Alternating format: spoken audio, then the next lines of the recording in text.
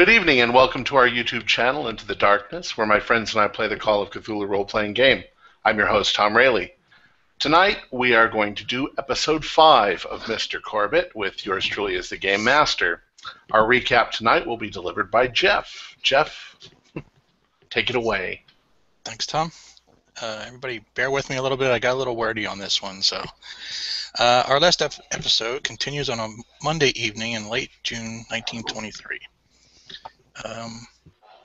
Wait, do I have the right one here? I believe so. Sorry. F+. Sebastian and Lenore and Dr. Gregory Hall are still in the Miskatonic Library. They are finishing up looking for additional information that ties into the book found in Corbitt's house. This book was opened to a passage of the Bhagavad Gita that mentioned Vishnu and Arjuna. Dr. Gregory speaks with Lenore and is concerned about Sebastian's well-being. Sebastian seems paranoid and jumpy, and yet Lenore points out that in fact Dr. Gregory is on edge and seems stressed out and advises him to relax and take some time off, perhaps take a vacation. Dr. Gregory returns home. While there, he writes a letter in the chance that if he meets his demise while investigating Tomaszowski's apartment, he's afraid Sebastian might shoot him in the back. Meanwhile, phone calls are made and the rest of the investigators are brought up to speed on the plan to look into Tomaszowski's house, and everyone is on board. They make plans to meet up later that night for a night of exploration. Back at Dr. Gregory's house, though, he no sooner finishes writing his farewell letter when there's a knock on the door. It's Mr. Corbitt. Mr. Corbitt greets Dr. Gregory and proceeds to give him several large books that contain a lot of his fertilizer research. Dr. Gregory is thrilled to be able to finally read his notes and accepts the books with great enthusiasm.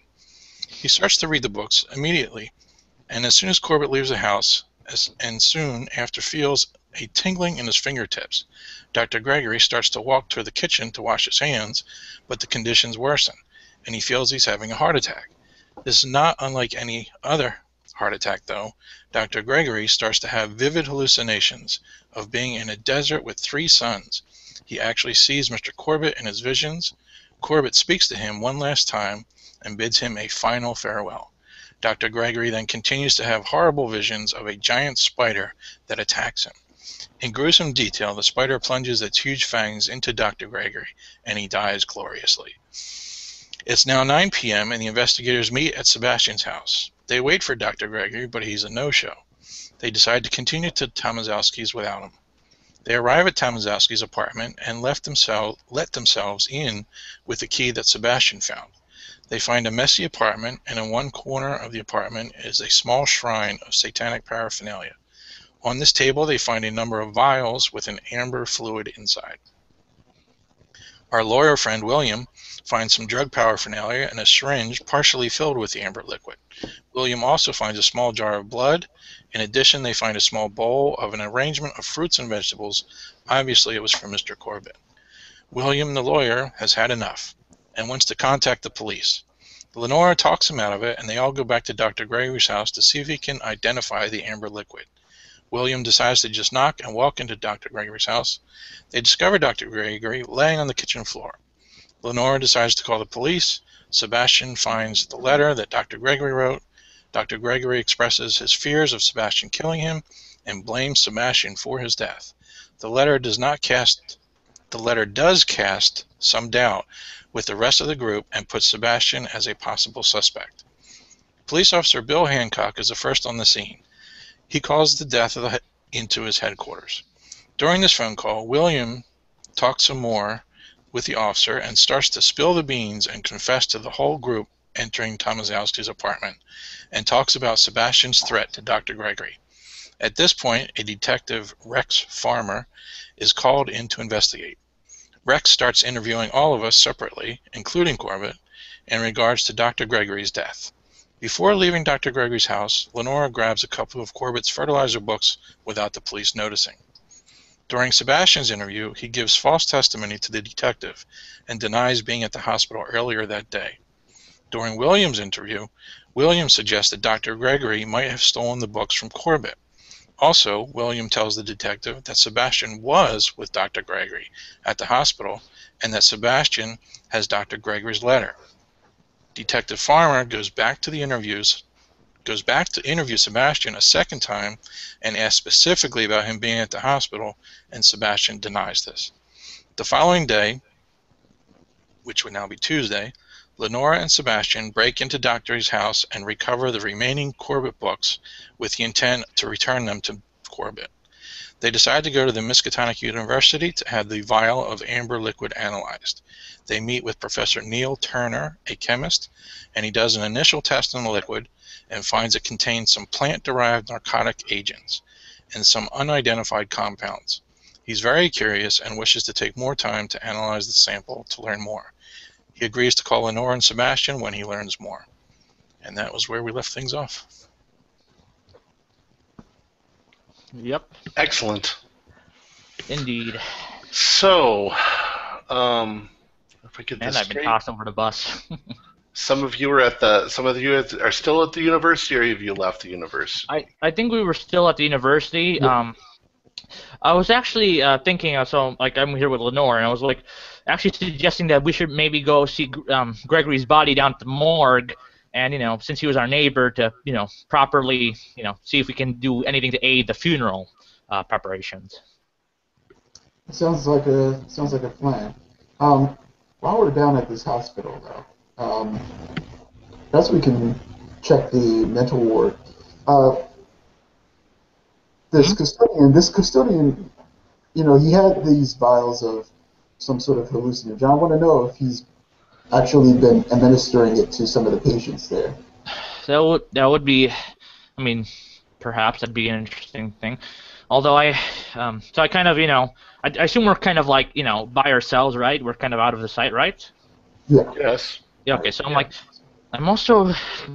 Do you think I should perhaps go back to the police officer and offer him to restate myself, to offer a more credible testimony, as I was under duress? No. If he comes back to you and he questions you again and brings certain things up or inconsistencies in your previous testimony, you can tell him, you were under duress. You haven't seen, this is a close friend of yours. But I wouldn't go ahead and. Yeah, but what about the letter? I believe I still am on to it. Perhaps I should give him that then. You could. Last thing I would. Or you could get rid of it. Would be, I don't know. She kind of looks at you and she says, it will actually make you seem a bit more guilty if, That's what I feel. I feel like I have. You have the letter. You had it in your possession for a while now. Well, not a while, but you had it overnight. Well, let's go to the morgue first. Let's see about Gregory's body, and then we can do it to the ward, and then we can stop by the police station, and we'll see how we feel at that point. Well, if you want to go ahead and do that, you can. I'm suggesting that you don't do that right now. I know. I'm not saying right now at this moment. I'm just saying after some time, Yes. All right. I'm suggesting that you wait until he approaches you again. Fair enough. All right. Very well. To the morgue then.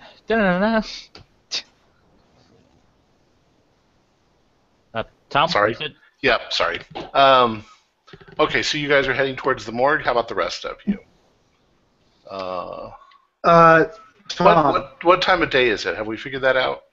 I thought it's morning, because I thought we got up pretty early to do this. That's right. Hey, Tom. Do we know if Mr. Corbitt got back the books that were found at the crime scene? I know that Lenora has them. He has all of them, or she has all of them. Yeah. I'm actually gonna wait until he gets home, because he's at work now. So I'm gonna wait until he gets home, and then I can take him over there to him. Yeah. That's the plan. I would also like to join you in returning the books, as to offer up my grievances to Mr. Corbitt for his loss. Okay. I'm going to go over to Mr. Corbitt's house. Let's just go. Let's just go right to the source. Francis, here's your chance. You know what? I'll join. Let's see what happens. Okay. Well, how do you even know? Yeah. Look out the window. How do you know to look out the window? By a series of calculated events, you perchance look on the window at the same time he's going out. Yeah, I'm like busting at the seams to talk to people, so I'm definitely looking out the window looking. Well, I mean, it would make sense because remember, your neighbor just died, so it wouldn't make sense that they would all be talking or at least kind of, you know. Okay, you're not here. You're over there. So let them talk. It does make sense because it's a neighborhood that doesn't really see anything of noteworthy happen. So Well, I'll be looking out the window. Are you even awake yet, Mr. Nightclub? Okay. Well, no matter what, I'm not going to be talking to probably anybody but Robert and Clifford. Clifford wasn't there when he broke into the house. Clifford hasn't done anything wrong. So, maybe I called up Clifford and told Clifford what was happening because Clifford hasn't done anything wrong, unlike the rest of you ruffians. All right, so you call Clifford. All right. Okay. Clifford, I'm heading over to Mr. Corbitt's to talk with him about Gregory's death. There were some books that we found and the letter that was found, and I want to make sure that he's all right. Gregory, before his death, was a little obsessive. You could say that. And being the only two of sound mind, apparently, in this entire neighborhood, I wanted to make sure that he felt, no ill will towards any of us, just because we associated with Gregory. Yes. I think just to clarify, I don't think you know that Lenora has the other books. Because she got those or restole them earlier this morning. Right. So He doesn't know that. So we did not see any books, period, in the entire house, like any of Mr. Corbitt's books. You saw his books at Gregory's house the day before.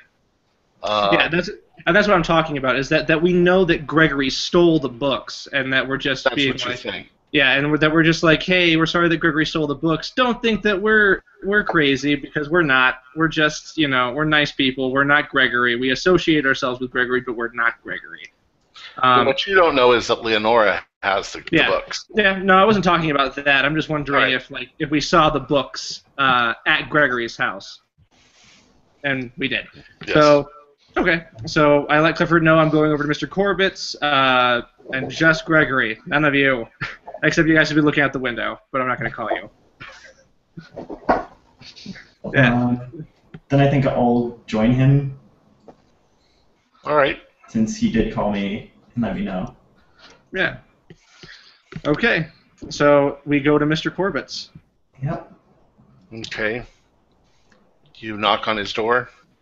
Yeah, we knock on his door, ring a doorbell. I don't think there's doorbells, but we knock on the door. We alert him of our presence. There could be doorbells, but there's no answer. His car's gone. It's work day. Oh. Who? Okay. I then turn and I look across the street and I see Robert's house. Okay. As and I look at Clifford and I say, "Do you want to speak with Robert? I mean, maybe he knows something. Mr. Corbitt and him are close enough to where Robert's been in his house." Mm-hmm. Yeah. Sure. Okay. What time of day do you think it is at this point? We'll say. I want to say like 11:30. We can say like noon. We can say noon-ish. Okay. Yeah. Say noon. Yeah. Okay. So lunch. So I go over to Robert's house and I knock, looking at Clifford and just like shrugging, like, okay. Yeah. Hey guys. Do you mind if we come in and talk? Out of character, I know that you've been busting at the seams, so let's talk. Yeah, sure. Come on in. Have a seat. Okay. I go inside. I follow. Okay. So did the detective visit you guys, or? He visited me, yes. I don't know about Clifford. I have not been visited by a detective. Right, okay. Yeah, I guess it was just those of us that were involved with Gregory yesterday. I mean, you did hear, didn't you, Clifford? Yes. The unfortunate passing of our neighbor. Yeah. Has anyone heard if there's going to be services or anything yet, or maybe it's too early to tell? No, I think it's too early to tell. I don't know if he had any family other than, himself, so... Yeah, well, definitely, if you guys hear anything, keep me posted. I'd like to send flowers and obviously attend. Of course. What did you tell the detective? Good question. I mean, it seems a bit of a fuzzy blur, but I was trying to think back. I mean, we all saw him early in the morning yesterday, but then for me, that was pretty much it. I didn't see him the rest of the day. I know that Sebastian and Lenore were with him, but then again, he had a heart attack. He may have came home after stealing from Mr. Corbitt. I'm just surprised that he actually had the gall to go over there, break into his house, and steal his books. Yeah, that's a good point. Now, he was with us when we went into Tomaszowski's house, right? No, he wasn't. Oh, that's right. We were waiting for him, and then he never showed. That's right. Fuck. And the break-in would have taken place at the time that you were all visiting Mr. Corbitt at his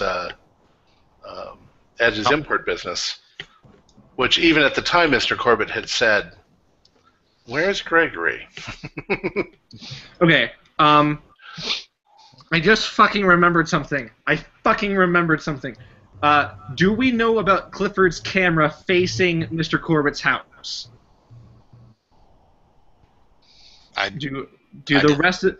Yeah, this is to Tom. Do we know? Do you remember if we knew about that? If we talked about it with him? Honest to God, I don't remember the camera facing. I do. Corbitt's house. I forgot, but he did state. He stated like very early on, like, I'm just gonna get my camera, keep facing, Mr. Corbitt's house. Yeah. So I'm trying to. Okay. Ask Cliff. Oh wait, you can't. I can't. If I don't know about it, I can't ask him about it. Fun. I'm trying to think of some way to forward this along, because that's... Oh, Clifford. Okay. Clifford is there. Clifford,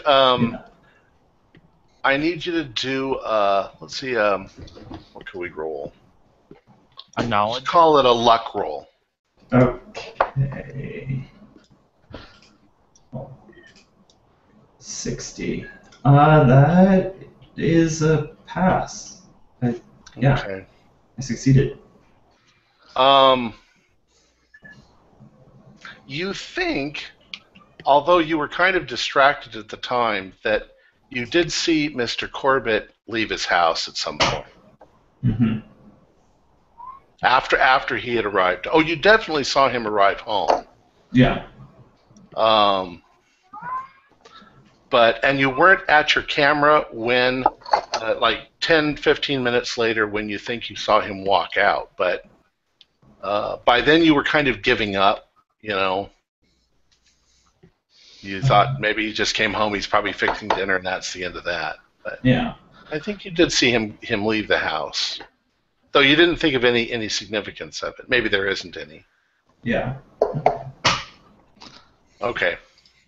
Now, So whatever Tom is saying now might sort of... I say, I wish there were some way to verify if Gregory broke into Mr. Corbitt's house. Maybe a broken window, or maybe footprints, or something, anything that can say, like, Gregory broke into his house. And that's what caused the stress that gave him a heart attack. Well, I mean, I've had my camera pointed at Mr. Corbitt's house for a while, just since the whole package incident with the arm, just in case something weird was going on, but I haven't seen anything or taken pictures of anything going on. You haven't? No.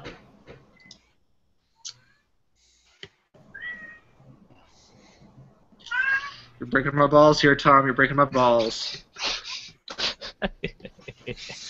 William, were you last night? You were antsy to kind of tell everybody that we had gotten in over our heads, and we're going to go to the police about us getting into Tomaszowski's house. Did you mention that all to the detective last night? Of course I did. I told the detective everything. And I guess we're not in jail yet, so I guess that's a good sign. Well, I mean, if you think about it, who were really the ringleaders in all of this? Gregory, clearly, was one of them. It was certainly neither you or I, or Clifford. Not even Francis, I don't think. So the fact that we're not in jail, means that they either caught the ringleaders or they just don't care. Yeah, true. Okay, as you've been sitting here, about a half an hour has gone by, and all of a sudden you notice Mr. Corbitt's car pull up into his driveway. Okay. Which is really, really weird in the middle of the day. It's about 12:30. I assume you're going to look out the window. Oh yeah, if we hear the car come by, I look out the window, but I shrug it off, and I'm having a good time talking to Robert and Clifford, so I'm just going to say maybe he's come home for lunch. Francis sees the car because he was looking out the window. Okay. Well, you see Mr. Corbitt get out of the car and go straight to his front door and open it and go inside, and almost can hear him slam the door. So he seems agitated. Just a very agitated lunch. Would I know if his lunchtime is standard for him? He's kind of a creature of habit. It would be noon. That's what I mean. Like, would I know that this is normal for him to come home for lunch, or is this a rare occurrence? You know that he's a 9-to-5er, and he's always a 9-to-5er, and you've never seen him come home for lunch. Okay, that's what I was wondering. But yeah, you figure. Actually, do an intelligence roll on that one. 26 pass. Okay. You seem to deduce that if he had a noontime lunch, and you imagine the man probably never would take more than a half an hour since he's running the business, that it's highly unusual that he should be here at 12:30.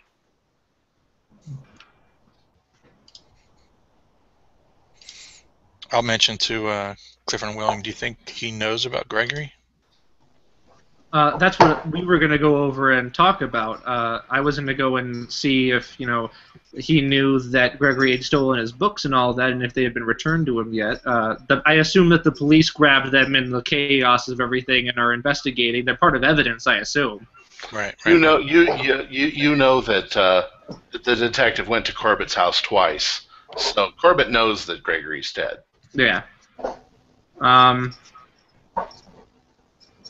I mean, like I said, I wish there was some proof as to we could just say, hey, look, Gregory did this. We were not involved in any way, because that letter definitely suggested that Sebastian was somehow involved with Gregory in some way, and he was worried about something. I don't know what that means, but I wish we could just say it was all Gregory. Gregory is the problem. Gregory is gone now. I never liked Gregory. Do you guys? I mean, there was some suspicion cast on Sebastian. Are you guys aware of that? I remember the letter, how it said that he was afraid that Sebastian was going to stab him in the back or literally shoot him in the back. Honestly, though, that was pretty extreme. It was, even if they were in cahoots with each other, which, I mean, I'm not saying they aren't, but Sebastian is a relatively good guy. A naive person, but he's a good guy. Gregory was just obsessive, controlling, manipulative. You know, he was probably the problem, not Sebastian. Which is why I want everyone, the detectives, to know this is not our fault. This is Gregory's fault. The only reason any of us are doing any of this is because of Gregory. Right.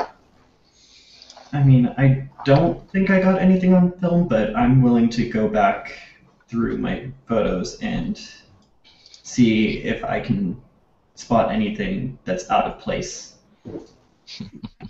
That would be perfect, but do you think we should go talk to Corbitt first, and then go and we can all just go back to Clifford's house?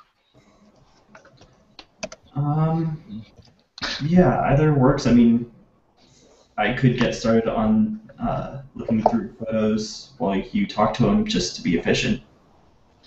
Hey, Tom, how long would it be to produce the film in a red room? If, let's say, he had a red room in his house. I've done it before, maybe an hour. Okay. Do people still use Red Room nowadays? This is 1921. Oh, sorry, you said you have done it before. I have. Yeah, that's how I learned photography. I learned it the old-fashioned way. Oh, okay. It was hella fun. So I say, Clifford, if you're up for that, then that's fine. I don't want to, not involve you in case Corbitt says something, that definitively proves that Richard was the culprit who stole his books. Yeah, I'm fine with whichever. I don't mind going through my old photos. Or my photos. What about you, Robert? What do you think? Yeah, I'm torn myself too. I'm wondering if maybe we can, as a group neighborhood, come up with some sort of a, what do you call it, like a memorial for Gregory, like get the business owners. And, you really want to immortalize Gregory? well, maybe not immortalized, but we want a giant gold statue of him standing in front of his lawn with a sword up in the air. But no, even he'd just be doing this. Yes. But even celebrating the man's life, I mean, we barely knew him. He kept to himself, and he was an insane person, to be frank. I don't know. Maybe you're being a little harsh. Maybe I am, but I try to be the level-headed and the nicest one. But Gregory just he irks me. And then my character kind of like he then feels the guilt of what he just said, and then he says, "Well, he did irritate me." And I think I am very still curious about everything that's been going on. So if there's an excuse for me to tag along and hear what Corbitt has to say, I'm definitely in. Okay, well then why don't me and Robert go, and then Clifford, you can tag along if you want. all right. Well, I think I'll go through my photos while you talk to him, and then we can meet up in about an hour. All right, we'll meet at your house in an hour. Sounds good. Okay. Okay, so you guys are going to go across the street to talk to Corbitt? Yeah. All right, let's jump back really quick to the other two at the morgue, going to the hospital. I see. So we're at the morgue, correct? No, you're at the hospital. Oh, sorry. Thought we were going to the morgue first, or is the morgue is at the hospital. Right. Okay. So I guess we approach kind of the counter. You're told that the morgue is down in the basement, but you'll have to talk to the Coroner? coroner on duty, yeah. Yes, who's that? Just so I know. Donald Quinn. Donald Quinn, yes, thank you very much. Let us be on our way then. Thank you very much. It really does pay to have this thing on my wall with all these names. All right. Mark off Donald Quinn. Yeah, all right. Okay, so we're down, and I assume there's like a few bodies with the white tarps and stuff, right? You haven't gone into the morgue yet. Okay. There's a guard outside.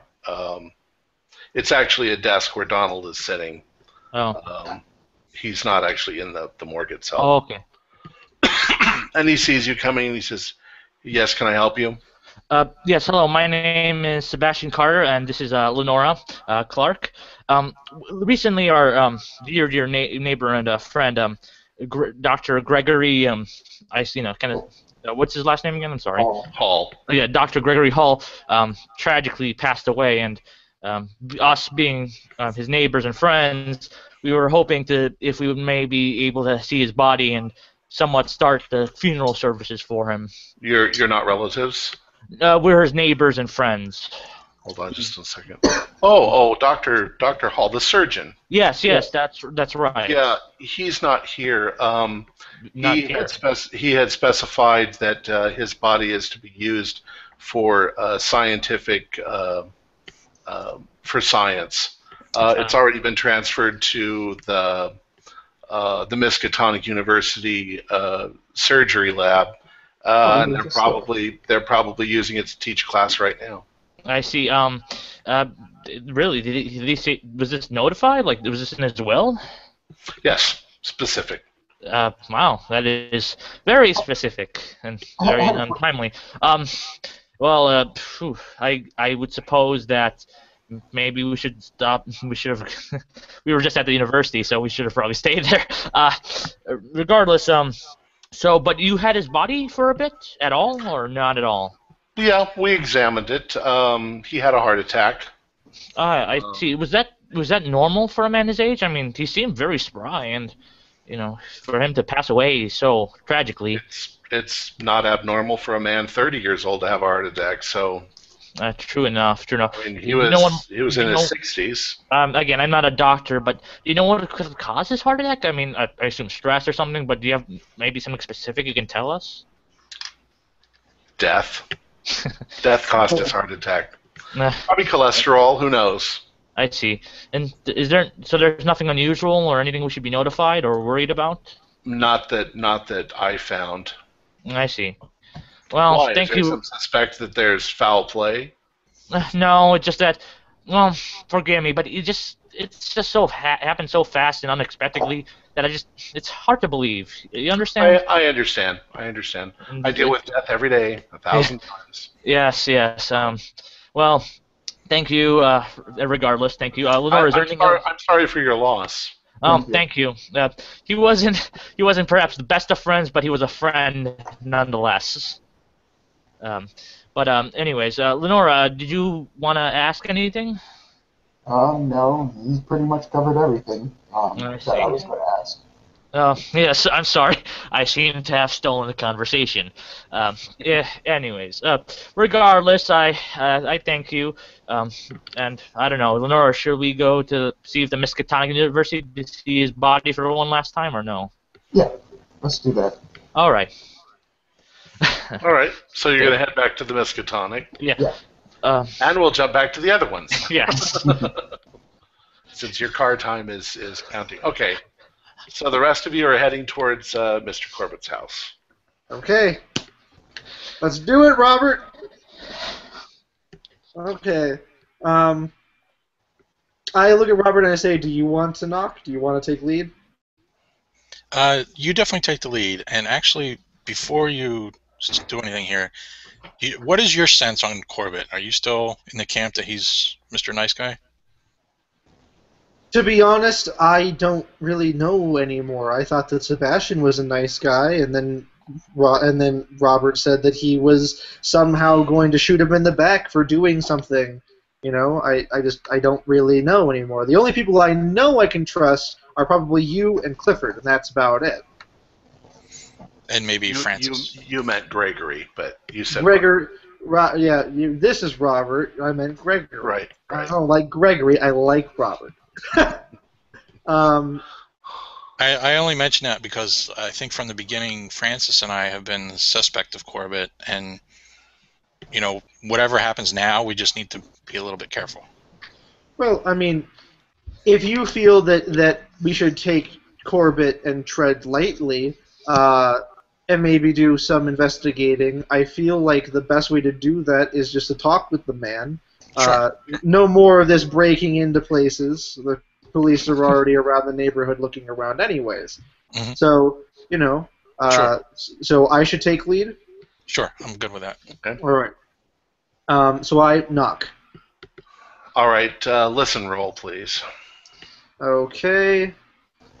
Mr. Corbitt is singing and dancing. Oh, I failed. I got a 90. Okay. You too, Robert. Okay. Ooh, doesn't look good. Nope. Major fail, 78. All right. So you knock on the door, and after a few seconds, all the floors in this area are wood, so you can hear him coming to the door, and he opens up the door. He looks agitated when he opens up the door, and he's like, "Oh, Robert, William, what can I do for you?" We were just curious and concerned that Robert broke into your house the other night. Gregory. You're Robert. Gregory. We feel that he may have broken into your house and stolen your books, and that's what caused the heart attack, the stress of it all. You know how obsessive he was. Why don't you guys come in? Yeah, it's pretty sad that he passed away. All right, I can't tell you that I was quite irritated that he's continually trying to get into my stuff, and I was always willing to share anything with him. Please have a seat. Have a seat. We sit down. Would you guys care for some tea? Sure. Yes. All right. Give me just a second. So he steps into his kitchen, and which is it's on the, I don't remember if you remember the map, but it's on the kind of the other side of the first floor, so Yeah. you can't really hear him or talk to him while you're there. Actually, you can follow him if you want. He wouldn't find that unusual. Actually, he says, follow me, because there's a table and chairs in the kitchen. Okay. And he's like, have a seat. And he puts the tea kettle on, and he opens up a cupboard and pulls out a little bag of something, and basically puts some cookies on a plate and sets them on the table. He says, I get these at Sherman's supermarket. They're kind of good. They go good. They go well with the tea. And he says, Is this your specialty from India? actually, no, this is from the supermarket too. I think that it's some exotic blend called Lipton. It's communist. I say. Orange. I'm sorry. I was just gonna say it's orange pico. It's all from India. We're sorry that Gregory was so obsessive, and we're just here to, make sure that everything is all right with you. The police coming in the middle of the night and disturbing you. I understand that you're a very, very busy man. And we just wanted to make sure that you were all right. I'm a little upset. That's all. Distracted. About? Well, about the fact that the man died. I mean, I disliked him. Not intensely, but I disliked him, and now I feel kind of guilty that he's dead. I know that feeling. And I'm not entirely pleased that my research is missing either. Your research. My notebooks. Oh, so the police never gave that back to you, or they haven't given it back to you yet? No, they told me that he had them, and I told them that he must have taken them then. I wasn't even aware that he was in my house.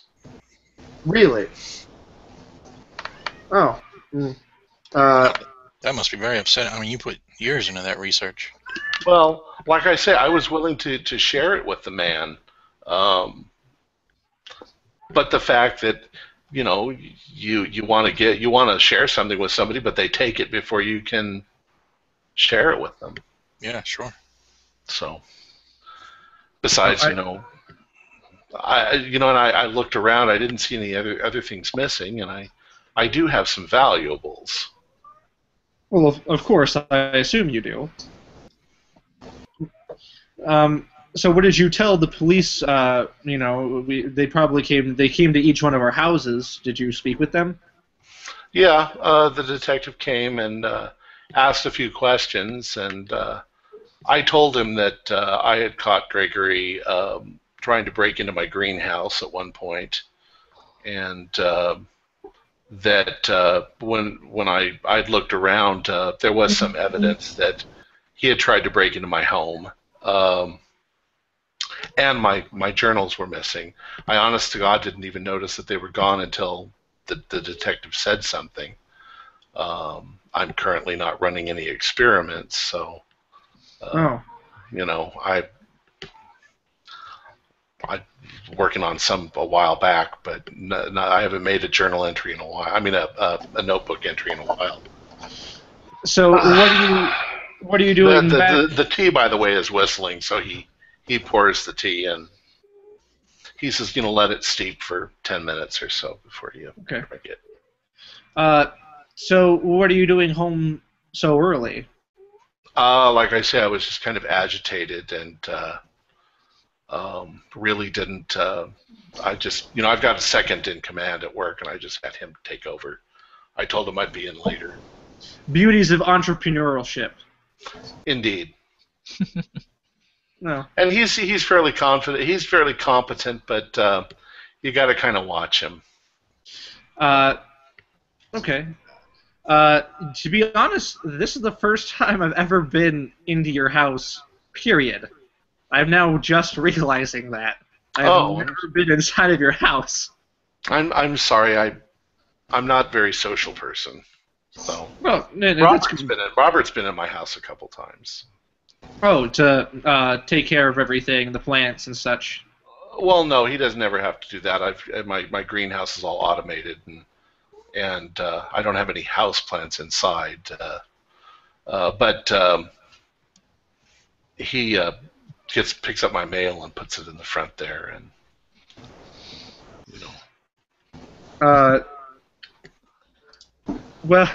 Well, as as much as I don't want to impose, but I was wondering, since this is the first time I've ever been in here, and since this is probably going to be the last, would you mind giving us a tour? Sure. I'll show you around. There's not much to see. I've got some trinkets over here in a case. Well, the fact that you've been all over the place and that you've have so many antiques, it's to someone like me and someone like maybe even Robert, it's impressive. We don't travel very often. Well, I mean, I don't really have any. I don't have that much stuff. The few interesting little trinkets I have are down here in this case. And he says, follow me. You walk into the living room, and he shows you the stuff that I don't remember if you were one of the ones who broke in, but no, I wasn't. Oh, okay. I wasn't. He shows you the painting on the wall and the Bhagavad Gita, which he says is a very interesting book. This is an English translation, kind of done in an artistic style. The original's in Sanskrit. Looks quite a bit different.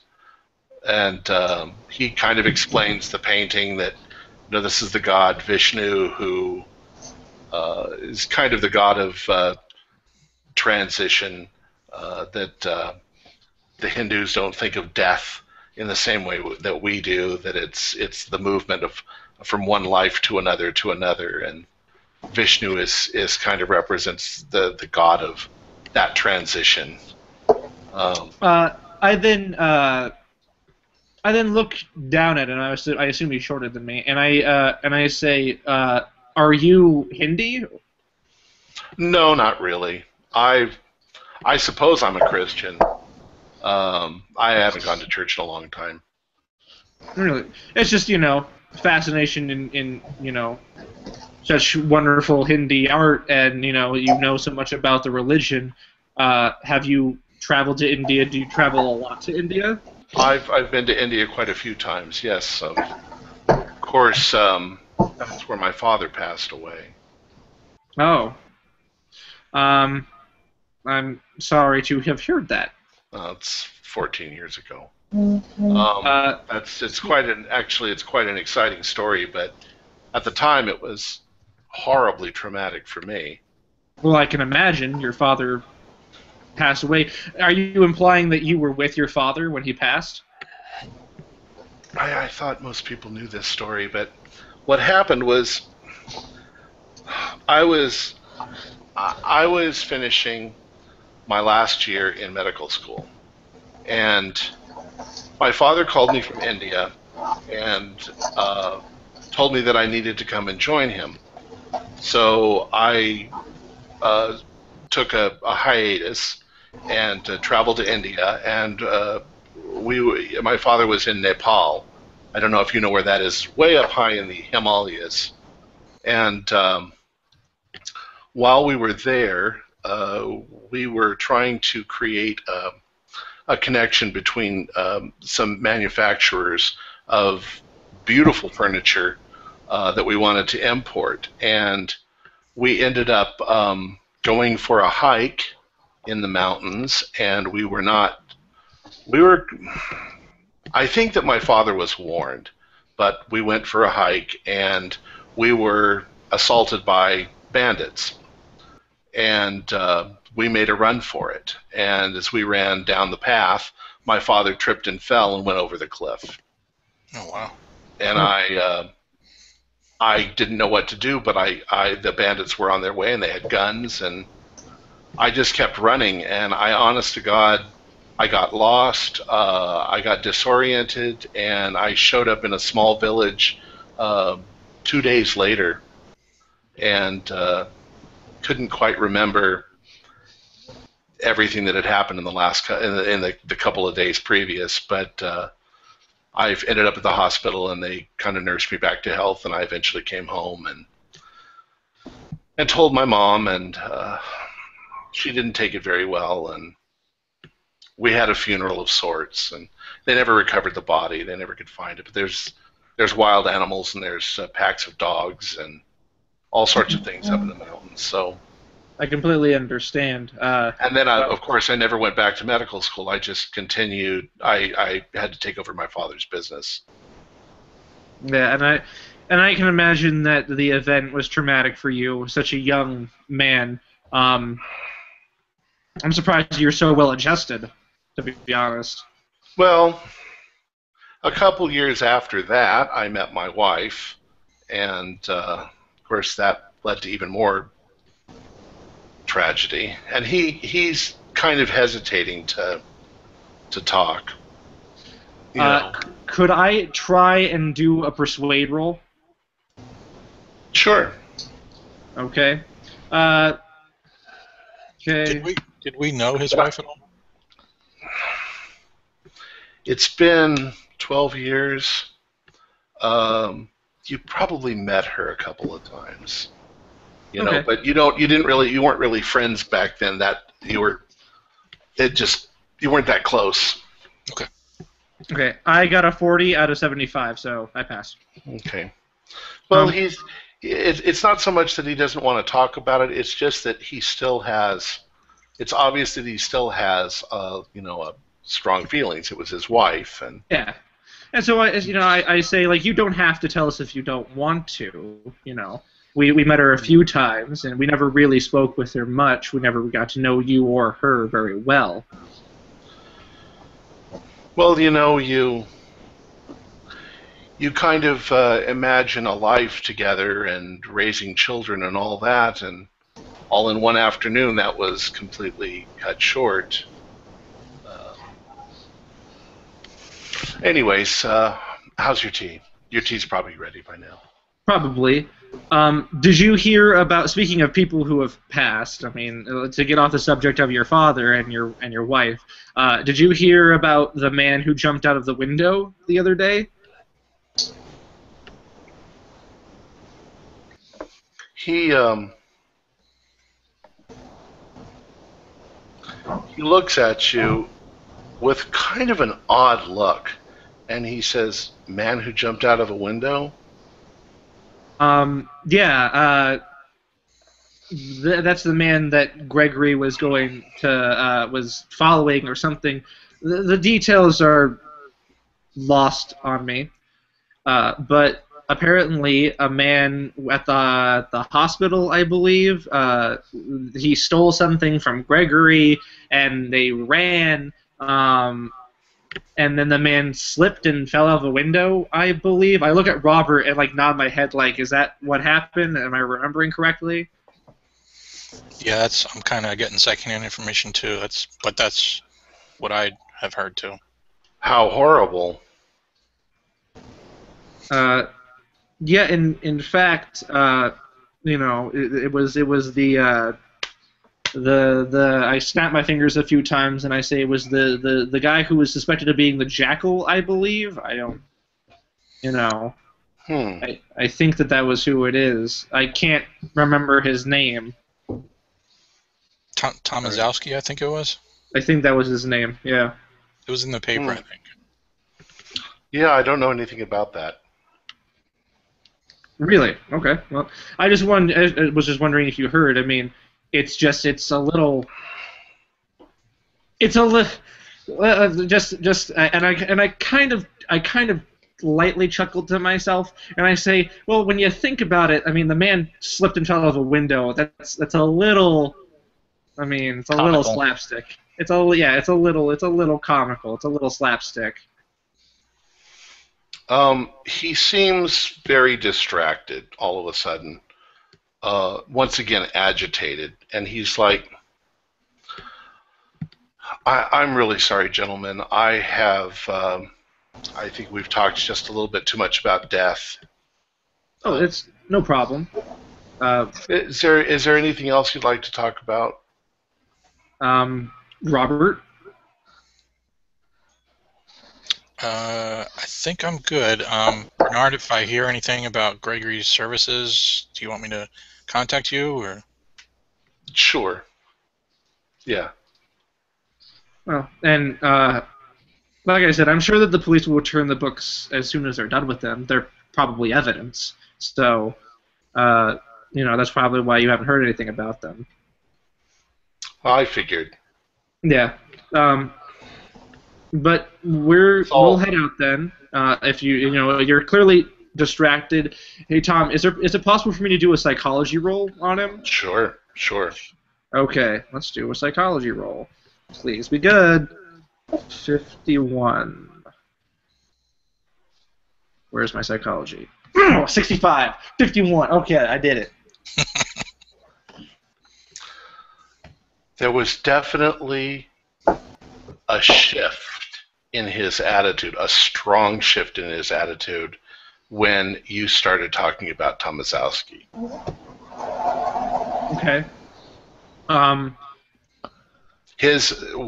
Whatever if he had started to relax a little with the tea and the conversation, in fact he seemed fairly relaxed when talking about the death of his father. He seemed a little bit nervous, more, I guess, upset at the death of his wife. But when you brought up the Jackal, Tomaszowski, he became quite agitated. He tried very hard to hide it. Okay.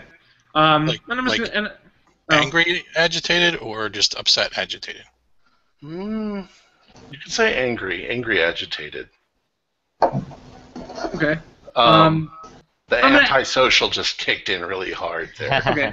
And I'm gonna act like I can't even tell. Like he hit it and he hit it so well.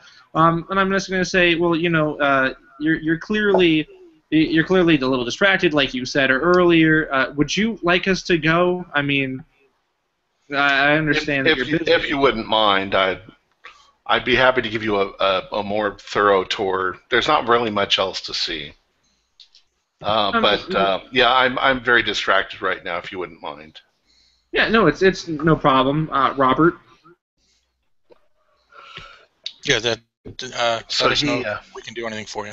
Okay. He walks you to the door and lets you out and closes the door. Listen roll. Okay.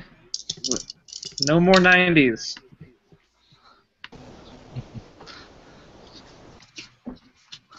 Nope, I failed. 22! No, winner, winner, chicken dinner. Okay, finally somebody listens. Okay. The second that he closes the door and you begin to step away, you definitely hear him say, "Shit!" Very angry. He doesn't yell it, but you definitely can hear him say it. Okay, I'm gonna act casually as we begin walking to Clifford's. I'm assuming that's where we're going, Robert. Am I right? We see Clifford coming down the street with a shotgun. Yes, with the Terminator style and glasses. You guys were gone for an hour! Yeah. I've been waiting for you. I prefer my fists, just FYI. Not a shotgun person.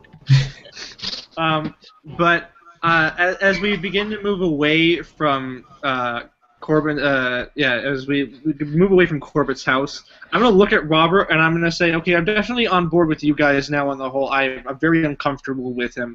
I mean, it was one thing seeing the bowl and the fruit at Tomaszowski's house, and I mean, that could have just been a coincidence. I mean, there are tons of bowls and, fruit is just everywhere. But the way he reacted after talking about him, I'm a little concerned. Yeah, I agree. So maybe, and I'm just spitballing here, but maybe something actually is wrong with Mr. Corbitt. Now Sebastian was right all along.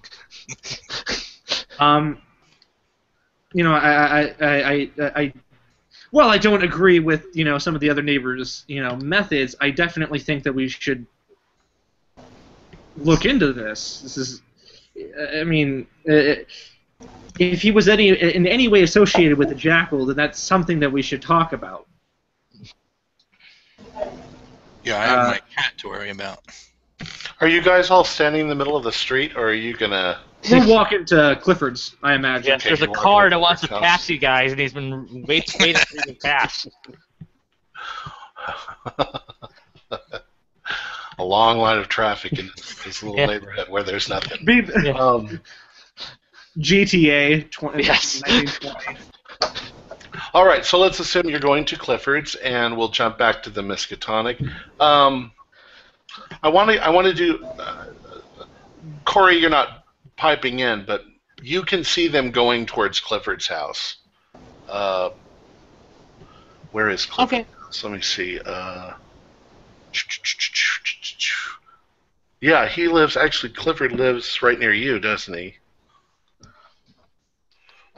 Where are you, Francis? Corey. Yeah, in fact, they have to walk by your house to get to Clifford's house. So you're going to see them. I just want to say that in case you want to join them. And I'll let you go to them, and then I'll all right. After. All right, so we're back at the Miskatonic University. So the following scene takes between 1 p.m. and 12 p.m. Dun dun. Yeah. Yes. All right, so we're walking in. I assume we're at the medical, in a medical building, right? Right. So I kind of go up to, I guess, would there be a counter or someone like that to help me? Again, how is there a counter? Not really, but it's a university, so there's. I take Sebastian by the hand and I say, I know where I'm going. Let's go to the medical department. All right. So- Fair enough, Lenore. If anything, we can ask someone passing by. Okay. Anyways, so Okay, so yeah, you're walking down a hallway and you see a teacher with a notebook or something writing in it, but he's walking along making notes on something, and he's in a lab coat. Yes. All right, I come in and I'll let you lead since you're the man. Trust me, you're quite capable, so feel free to pipe in. But anyway, so I kind of knock on my. Excuse me, sir. Yeah. Yes. Hello, my name is Sebastian Carr. This is my compatriot Lenora.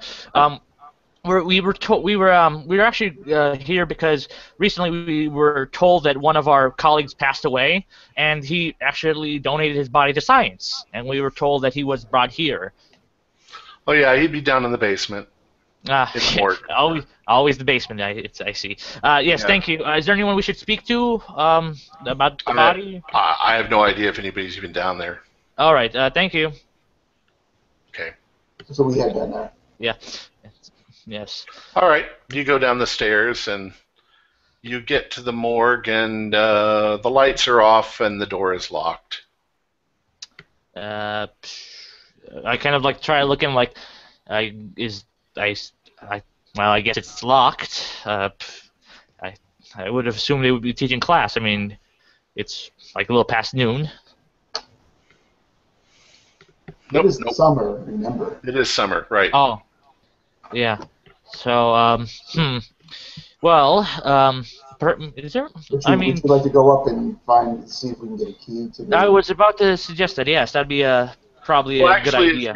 As you're standing there, you can hear somebody coming down the stairs, and it's an older gentleman, also in a lab coat, and he turns the corner. He's coming straight towards you guys, and he looks surprised, and he says, "Can I help you with something?"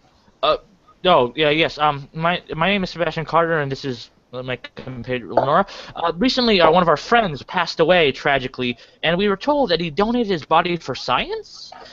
Dr. Hall? Yes. We were hoping to get a glimpse at his body one last time. Why? Well, he was our dear close friend and neighbor, and we're trying to do funeral preparations for him, and we thought that... well, there's not going to be a body. I mean, we've got the body, but What we're going to try to do is like a memorial service where we're going to have a photographer come in and perhaps take a good picture of him, and we'll have it, blown up and have that set up and have a memorial for him. So we just wanted to make sure that... I can't authorize anything like that. I mean, if you want to say your last goodbyes to him, I can let you do that. But that'd be at least we could do that. So yes, that'd be more than helpful. Yes, if you would let us do that, we'd be near that. All right. I asked the professor, have you taken a look at his body while it was brought here? Have you had a chance to... I saw it when it was brought in. Yeah. Okay. Were we able to examine it, or... He unlocks the door. Yeah. He said, "Well, I mean, I was told the man had a heart attack, and I've got the forensic report. I mean, I shouldn't use that terminology. It's the coroner's report." Yeah. No, the room is off and dusty. Yeah, that's my room is sometimes dusty. So he lets you in, and he turns on the light, and they're all fluorescent. And I think they had fluorescent lights. I don't know if they did or not, but we'll say they had fluorescent lights. Sure. It's creepier. And he takes you over, and there's a kind of like a refrigerator, and he says he's in the refrigerator. Are you sure you want to see him? Yeah. Yes, I mean, if we don't say our goodbyes now, we'll never will. I mean, aside from... All right. Well, don't tell anybody. I'll let you in here.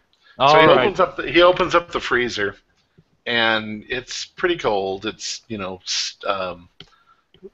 don't know, what do you say? It's not steamy, but it's chilly. There's mist from the cold. I see. And frosty. There you go.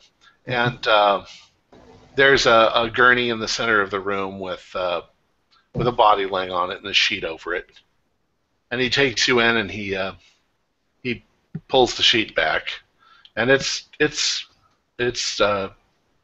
Gregory Hall. Hmm. I see. He of course has no clothes on, so he's just Yeah. I kind of look at his body, and Gregory. Does he still have that look of terror as he did with a heart attack, or? Yeah, no, they've closed his eyes and thank God. Put his body down. That's good. Last thing we want is to look at the face of terror. So I'm looking over his body, and I'm kind of saying, Do we notice anything like strange about it? Just looking at it, anything noticeable? Perhaps if we can do like a spot hidden roll. Well, it doesn't really matter if you did or not. There doesn't seem to be really anything. It just looks like a dead guy. Okay. The doctor says, there was something kind of interesting in the blood work when they've been trying some new tests to see if people were drug users. Do you know if he did any kind of opiates or anything like that? Opiates. Opiates. Well, opium or morphine or. Well, no, he was a doctor. more- He was a doctor himself, and Yes, he would have access to that sort of stuff. But yes. he always seemed to be. he seemed to smoke more. I always assumed him more of a smoker. And plus, he was always on edge. He wasn't. I believe opiates make him more relaxed. He was, always hyper, in a way. Yes. But why was there traces of opiate in his blood? Well, there were traces of some substance in his blood that we couldn't identify. Huh. That's interesting. Do you know if it was injected? I mean, does he have any needle marks? We've seen no evidence of any kind of injection. So would swallowing it or skin contact be such a way? It could have been ingested or something like that. But we don't even know what it was. Could have been he was medicating himself for something. Could it possibly be something like a hallucinogen? I mean, it would make sense if he was taking some sort of hallucinogen and then. Do you have any reason to believe that he was taking hallucinogens? Well, no, but we came across this strange elixir that we're having tested up in the chemistry lab, and it had some sort of opiates in it as well, but had different type of properties. Could we, by chance, match those two elixirs? By chance, just to have more clarification? I doubt it. There were only trace elements, and there was no way to actually analyze what it was. It was not analyzable. We didn't have any tests that could tell us what it was. Was it just because it was so traced that it was like so little that you could not find out, or was it more in the vein that you just did not have the technology to do so? We just don't have the technology. Or that it was like an unknown thing because. I see. Have you mentioned you had some sort of a substance in a vial? Yeah, we have the chemistry lab has it right now. Yeah. And the chemist there is doing some. Are you talking about Neil Turner? Yes. Yes, that was his name. Well, I'll check with him. That's really strange. I mean, we just spoke to him this morning, I believe. I don't know if he's done any more testing, but would you be willing to share any information you two may come across? I mean, he was a dear friend of ours, and God knows, we want to put anything that he's been doing to rest. Well, there's a lot of confidentiality here, but I'll see what I can do. Of course. I'll definitely talk to Neil. Yes, and again, of course, please, let's keep this confidential, as I wish to respect Gregory's memory, and Yeah. And All right. All right, very good. We'll exchange information, and we'll be on our way. All right. Thank So you. he shows you out, and he closes the door, but he stays inside. All right, so we gave him our information. Sure. So we're kind of walking away. So we're kind of walking home. Yeah. So opiate, traces of opiate. Yeah. I don't. call me crazy, but I don't believe Gregory would ever do opiates. I mean, you know. Well, it seems like the person that he had conflict with, who ended up jumping out the window, yes, had possession of that particular opiate. True. So I'm wondering, I mean, Yes, he did, and he was injecting it and perhaps swallowing it again. It could be possible that while we were waiting to go to I forget his name, the Satanist guy, Tomaszowski.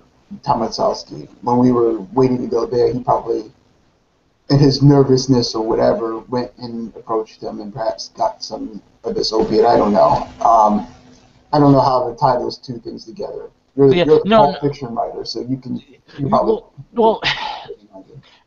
Well, call me crazy, but again, from what I gather, for whatever reason, that he's a medical doctor, and opiates are highly addictive, and I don't see him as the man to do such a thing. Now, again, I've read Holmes and many mystery detective stories of, perhaps of exotic drugs, and we've found a very exotic drug, and would it be out of thought to perhaps suggest that it was the same drug that killed him, that perhaps the drug caused a heart attack of some sort? It could be possible. Again, it's that's speculation. We have no evidence to justify it. The other way we can figure out is if we go back into his home and look around to see if he had any sort of opiates or anything. He died at home. That would be a thing.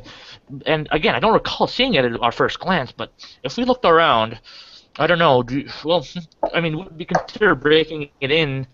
We already took Mr. Corbitt's notes. Should we just say that we're simply looking for any information about his next of kin? Yeah, we could do that as well. I mean, in terms of if we were going to go through his house, that we use that as justification. Yeah. So why don't we hit that now? Yeah.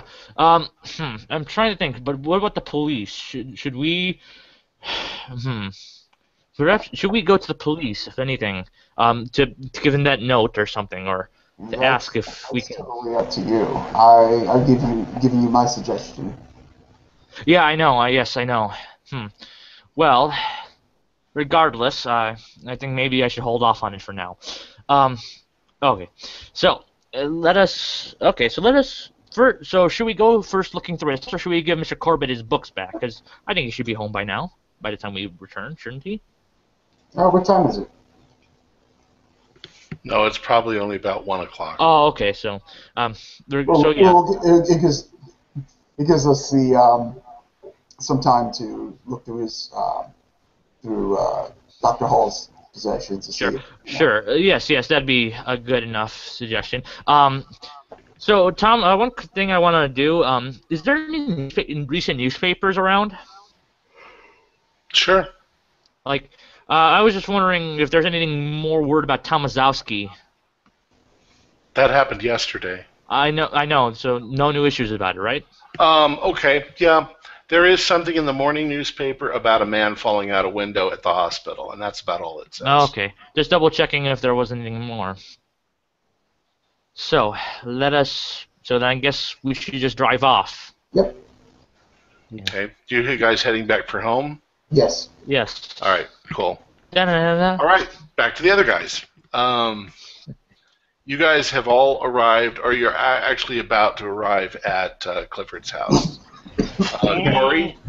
And I exit my house, and I was saying, "Do you guys go to Mr. Corbitt's? Because I see his vehicles out there." I'm gonna let Robert say something because I'm not on very good terms with the majority of you. That's yes, your own Francis. fault. We just got back from visiting him real quick. Why? That's weird that he would be home at this time, isn't it? Yeah, why don't let's go over to Clifford's house and then we can all get on the same page. Okay. Francis, have you talked to Sebastian or Lenora? I haven't seen them. We're all here, but they're not. Do you know where they are? Not since yesterday. Good. Let's go to Clifford's house now. Okay. Okay. I'll follow you guys. Okay. Okay, go ahead. Well, I was just like, are we there? Like, should I knock? Yes, you've arrived at Clifford's house. Knock, knock, knock. And it takes me a while to get to the door since I'm in the red room. But I get there eventually and open the door. Okay. Hey guys. Eh. So, I'm gonna. Can we come in? Are the pictures done? Are they ready? Yeah, most of them are ready. I just have a couple left, but come on in. Now, as you're on the porch and you're walking in the door, you hear a car behind you, and Mr. Corbitt is now driving away. Okay? He's driving in a different direction than he usually goes. He doesn't normally drive by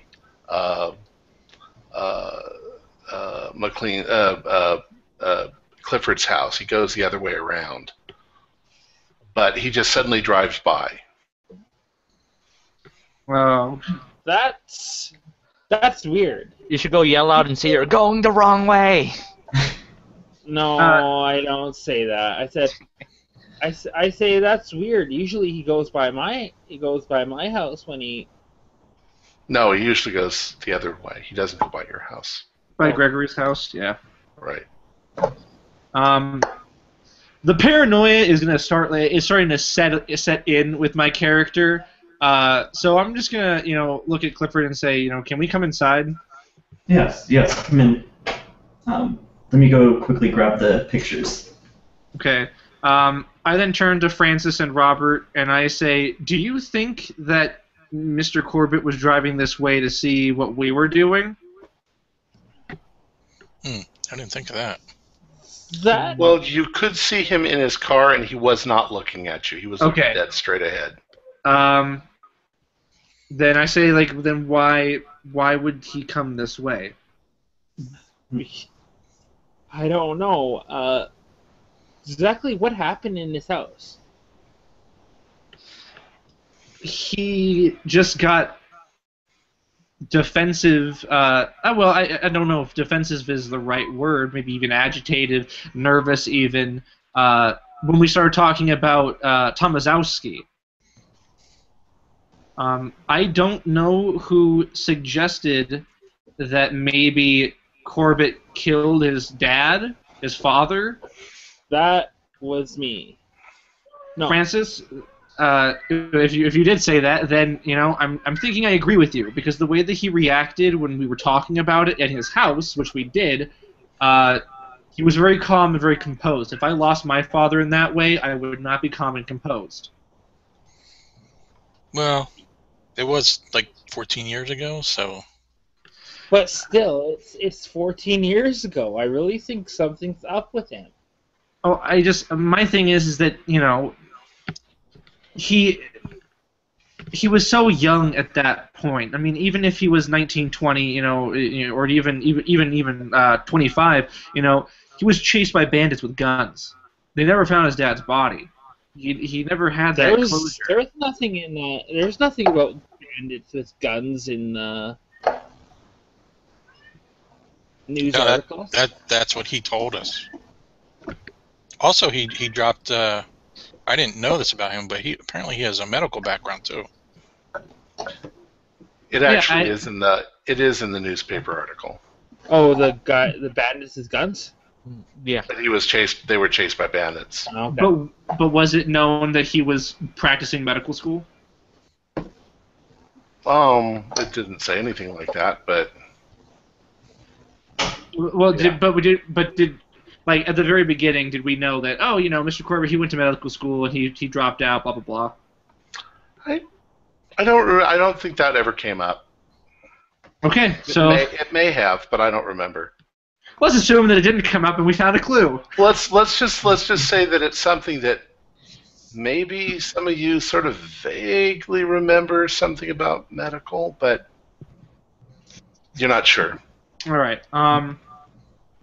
Though I don't agree with the practices of breaking into someone's house, I definitely think that we should Break into his house.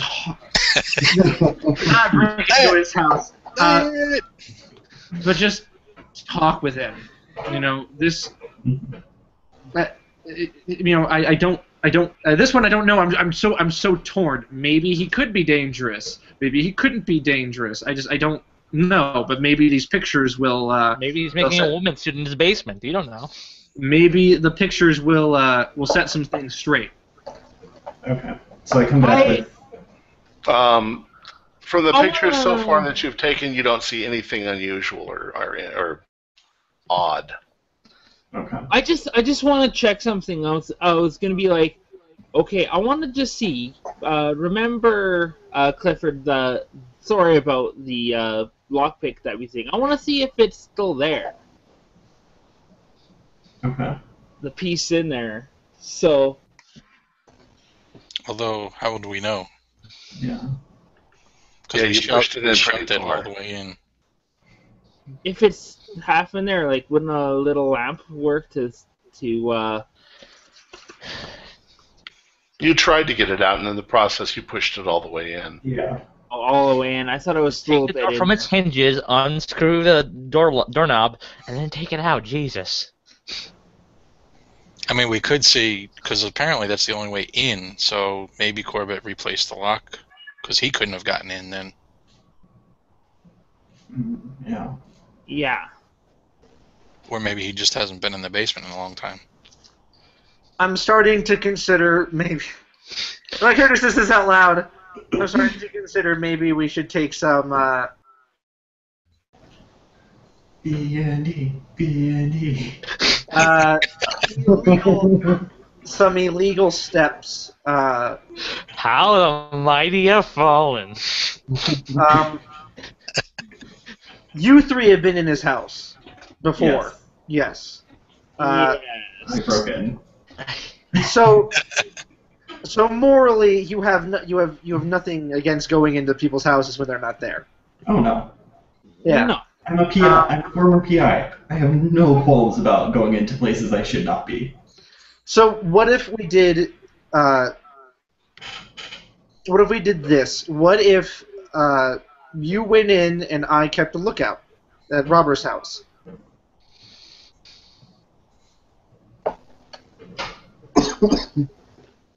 No. He's clearly gone. Mm-hmm. But you Although, don't know when he was going to come back. and the point of a lookout would be to alert us, so if you're over at my house, how would you tell us that? What a flare. You could A yell. flare.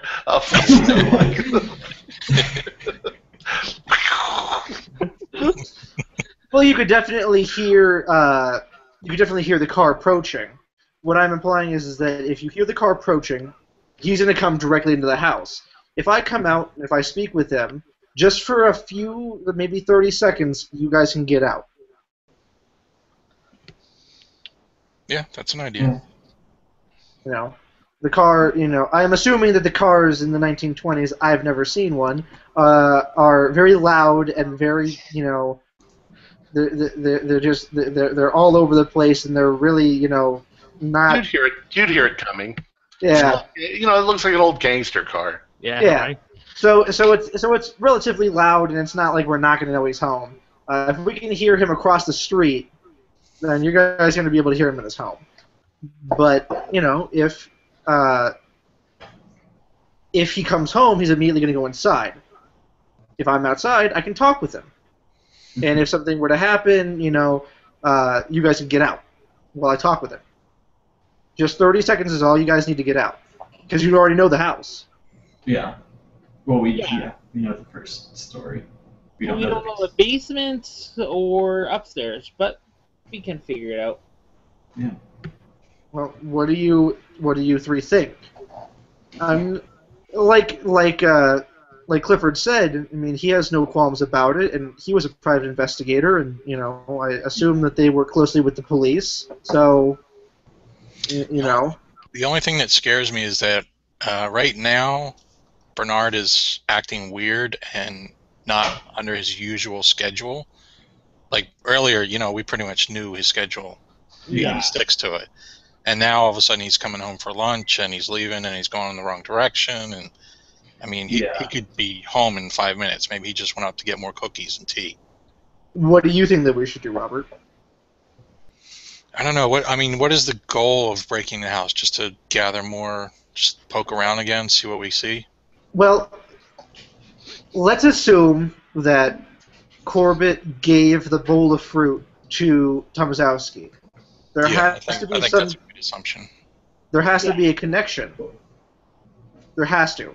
Right. We didn't find anything at Tomaszowski's. Maybe we'll find something at Corbitt's house. Maybe his work. You never know. Mm-hmm. So, if we want to seriously consider that Corbitt and Tomaszowski are in cahoots together, I think that we should take it seriously. The police, I think that they're more focused on just making sure that everything is, safe and secure, but we're clearly not safe and secure. Gregory's breaking into houses, and Corbitt's acting weird. You saw an arm. I think that we need to seriously consider that something's wrong. Yeah, I was always on the fence about what I saw or not, but things are not adding up here. And you know that I was adamant about, my feelings with going to the police, and I'm still saying that we should do that, but I'm also saying that, we, if we have to, should take matters into our own hands. This is our neighborhood. Mm-hmm. Yeah.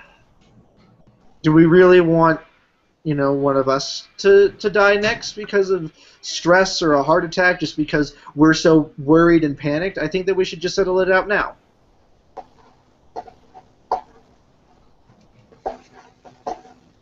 Other than the orchids, are there any other exotic plants that we have seen over at Corbitt's? Exotic plants. The only time he's ever brought orchids, it's for the ladies. He's brought it for your wife because it was a party. Right. And occasionally, if he's brought fruits and vegetables over for the wives, he'll bring a flower or something really pretty. Damn that bastard.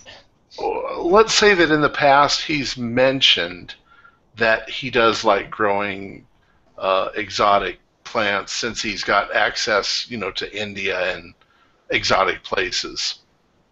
And he said that his greenhouse was automated, so maybe we shouldn't even go into the house. Maybe we should just look in the greenhouse. That's what I was thinking too. We're sort of overlooking the obvious, maybe, and I think he has a shed in the back too. And Clifford, you said that you know how to use a lockpick, and so does Francis. He is French after all. It's called a French lockpick is called a crowbar. So we had one person mock me.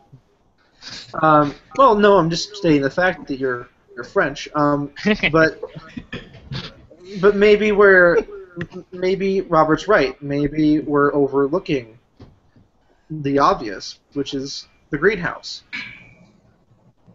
Tom, was it a glass greenhouse? Is it everything visible from the outside? It's a glass greenhouse, but it has been whitewashed, which is not uncommon, especially in the summer, to keep the full intensity of the heat of the sun from burning everything up inside. Okay. So you can't see in. It's white. Okay. So what should we do? Should we wait till cover of night, or you guys feel this is more pressing? You know what? We should check out the greenhouse first. Maybe we should get Lenore and Sebastian in on this too. Get some Molotov cocktails, make it a party. Do you really think that we should involve them? I mean, Sebastian. What has Sebastian done to you people? Yeah, like that note that he had, like that Gregory wrote about he doesn't trust Sebastian, and honestly, I don't believe it. But you guys know Sebastian better than you know Gregory, so. I know, but even if there was a possibility, this is becoming more and more serious. I want to eliminate the variables of us, getting into trouble. And if we were to get into trouble, I'd want it to be the smallest amount of trouble possible. I don't want any of us to go to jail. So if that means leaving out Sebastian and Lenora because they're gone and they may not get caught, period, then I think that we should, leave them out of it. Simply because, we're all in enough trouble anyways with the whole Tomaszowski thing. We may as well just leave them out of it now. If we get caught, then we get caught. And if we do it in the daytime and we get caught, then, we're in the daytime. We absolutely know that he's gone. Mm-hmm. Yeah, that's true. Yeah. During the night. Doesn't seem as devious. Yeah. No. Well, not only does it not seem devious, but, at night he's home. Right. So I think that we should do it now, and I think that Francis is right. I think the greenhouse should be first. It should be our main concern. Yeah. Yeah. I would say greenhouse, shed, and then maybe basement. Okay. Well, like you said, because we're gonna be outside. Maybe you can honk a horn. That maybe. Sure. What I could do is I could take my car. I assume I have a car. I don't know. Do I have a car, Tom? Do you want one? There's one for sale for $300. We know somebody who's not going to need it anymore. Right? Yeah. Tom, Well, I can see. I'm sure I have it. Sorry. Oh, I was like, I can see you talking, but I can't. You're not talking. I was going to say that it should seem immediately obvious that if you're in the greenhouse and Mr. Corbitt is approaching and you honk the horn, you're going to get stuck because the greenhouse is out in the middle and you'd have to still be running across the whole yard. Then just flee to the woods. To get away. What about the woods? Yeah, you could go to the woods there in the back. Yeah. You'd still have to come out the front of the greenhouse to go around, so there's a small chance that you'd be seen in that case. Do we want to even try? I'm up you know for what? it. Yeah, you know what? Let's do it. I've been on the fence for too long. I'm gonna pick a side, and I'm on the side with Robert and Francis. Let's just do it. And Clifford. Let's just do it. Yeah, let's just do it. And are you going to do it now or later? That's up to these three. Well, we were going to do it now, but when the GM says now or later, now we're going to do it later. No, it doesn't matter to me. I just want to know what you're going to do. You guys are the criminals, and I mean no offense by that. I mean you guys, You're the biggest criminal of all. So if do you want to do it during the day, or do you just want to wait? Well, I mean, it seems like since he just left, he's probably not going to be back for a while. Yeah. Okay. So my vote is for at least doing either the greenhouse or the shed right now. Just doing one place. Okay. Okay. I'll go home, grab my lockpick set. Do you still have a good lockpick set there, Clifford? No, you broke my last one, and I've not been able to go purchase a new one. Okay, I'll go grab mine. Sounds good. Break yours, don't break mine. You have to pass Francis's house on the way there anyway. Yeah. I'll go grab my car and I'll park it in Robert's driveway, and I guess I'll just be sitting there waiting to do a listen check. Just like constantly sitting there, just like listening. All right, so you move your car into Robert's driveway. Yeah. And the rest of you... Stating the obvious, my car's probably there too, so you could just use my car if you want. But if I have my car there and if I honk, I can always say, I'm picking up Robert to go do something. Okay. It'd be weird if I was sitting in your car. Sneaky. The rest of you are you go by Francis's house and he picks up his keys, his lockpicks. Yeah. And you guys are walking, and as you're walking towards Corbitt's house,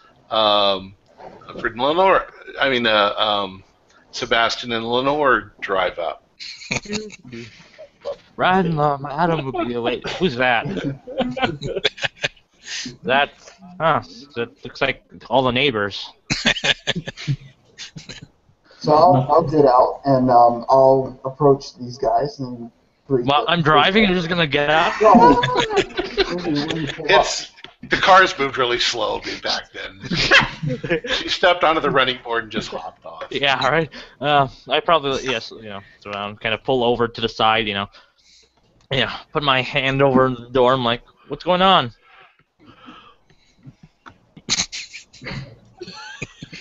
We're just starting to watch. We're just hanging out. All right. Yeah. Okay. That's cool. Yeah. So we were just trying to, do funeral preparations from Gregory. Is that cool with all you guys? Yeah.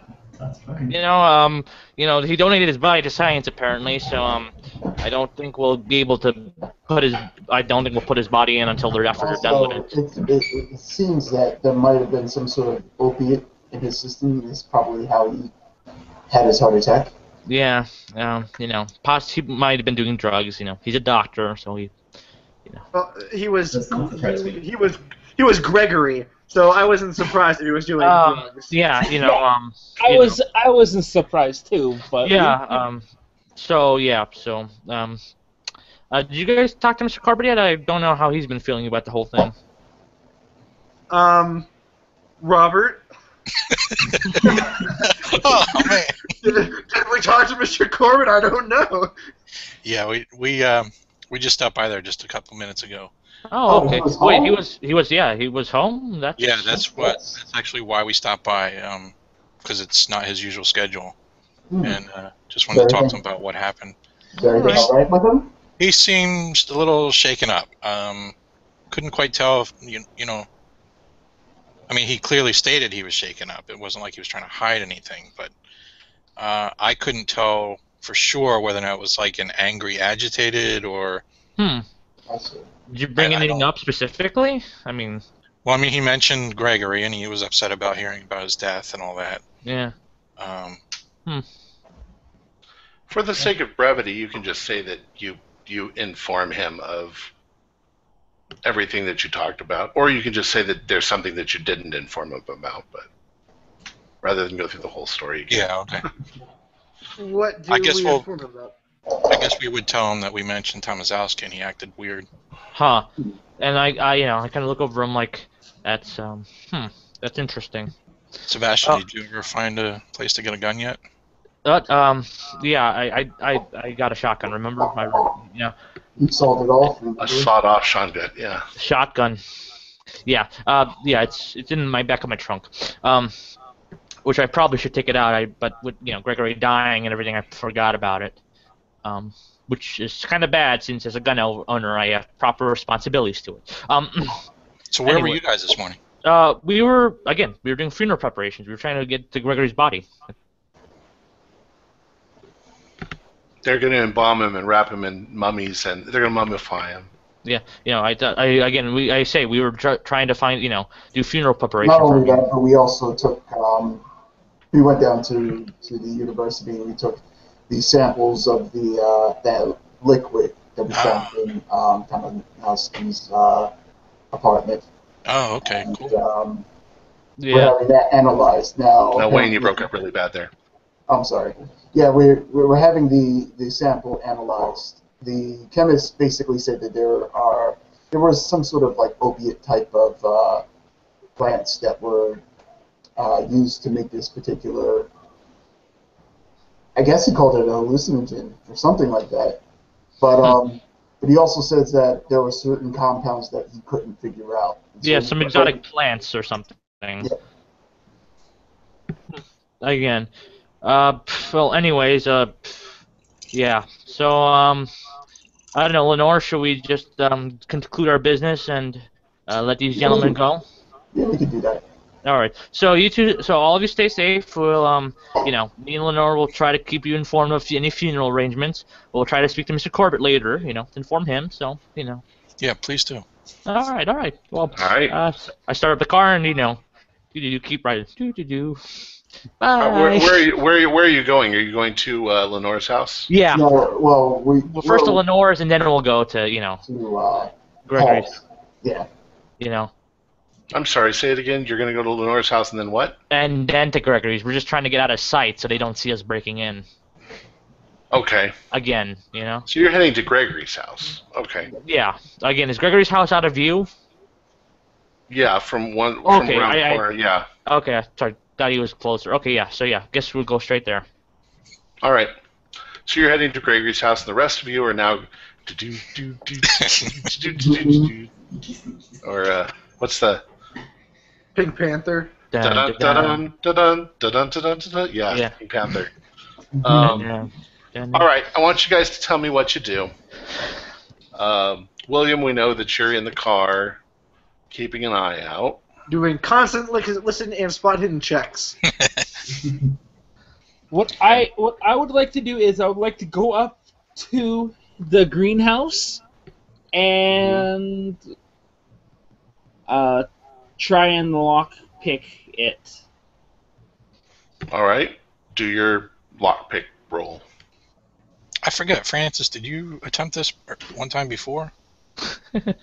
Not here, no. No, not here. Back door. That was Gregory. Gregory never got around to it. He got caught. Remember, I stopped him, but yeah. That's what you stopped Gregory, right? That wasn't. Yeah. Right. Oh, a 12. I got it. Okay. You pop the lock.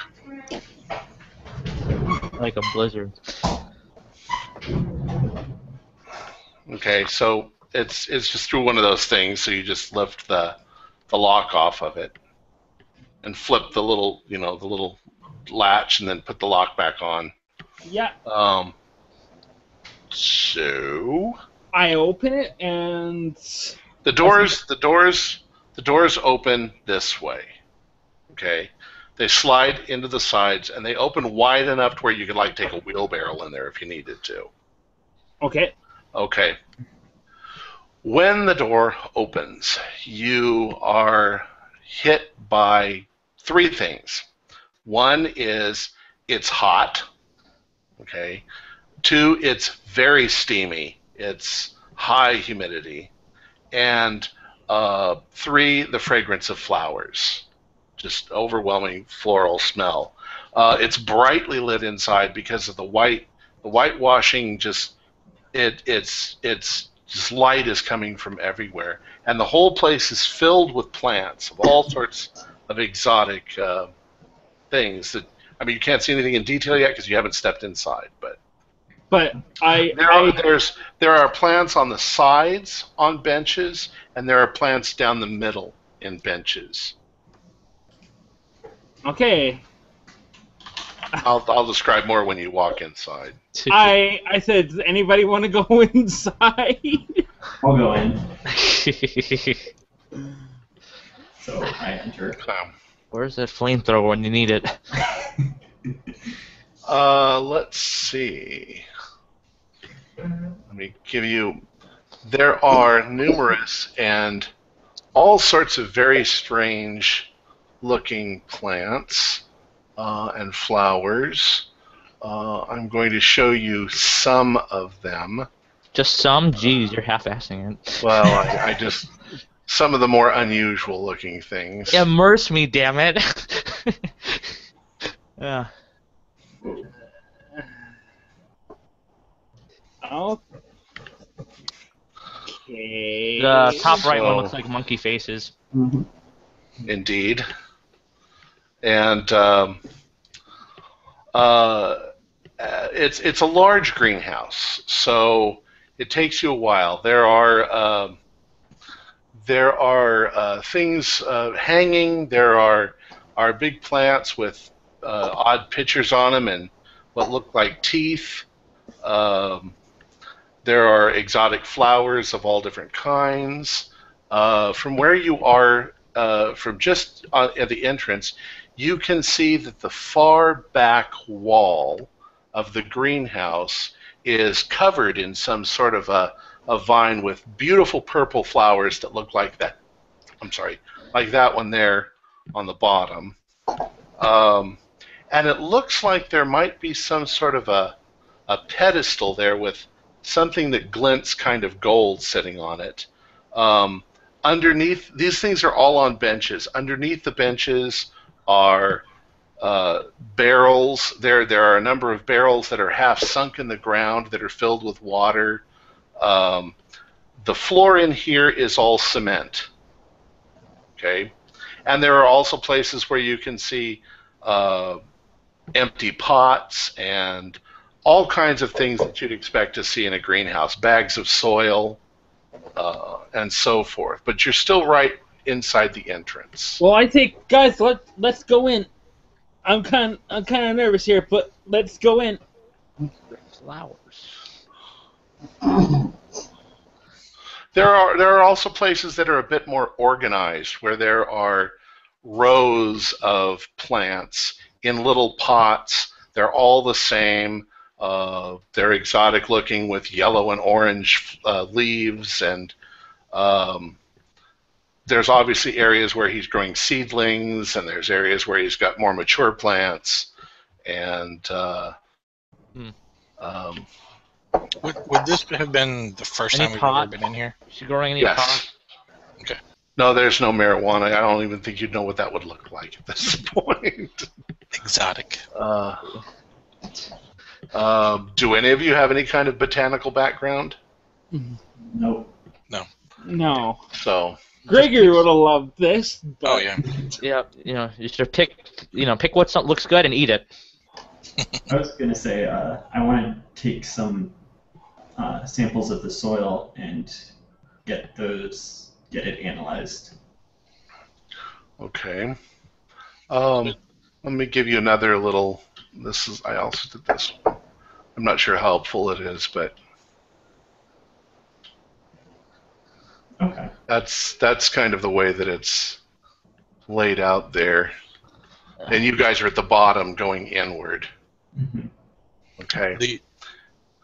The barrels that are half sunk in the floor, that's just to provide the humidity? That's one way to keep the humidity stay the same all the time. Okay. Well, And as I say, there's something on a pedestal towards the back, completely surrounded by the purple flowers, almost like a little shrine. okay. I say, if no one wants to go in here, I'm gonna go in here, and I'm gonna go immediately. I see luck. I go immediately to the back and try to look at what it is. I'm going to stay at the door so that hopefully I can see Francis and see William at the same time. Okay. And the flowers and stuff are incredibly beautiful, and the smell is wonderful. Smells of vanilla and flowers and all sorts of things. All right, Francis, as you approach the back, you notice a little statue. The statue is sitting on a pedestal, and it is only about 6 or 7 inches tall, but it's very strange looking. It looks Asian, maybe Hindu, maybe something like that. It looks like this.